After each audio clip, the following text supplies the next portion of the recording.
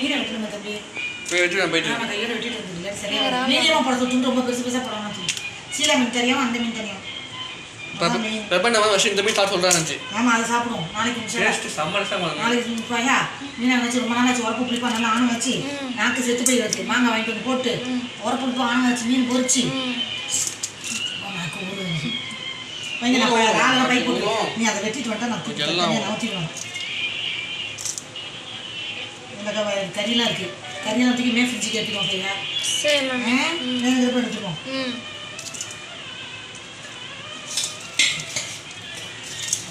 தால் வேணும் தக்காளி பேஸ்ட் போட்டு படிக்கணும்.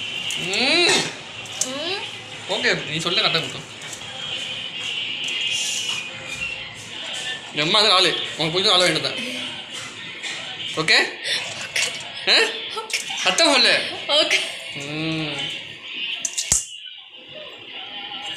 வயதில் பார்த்தியா வயதில் வாசலே போய் வாசலே வந்துட்டோம். மீன்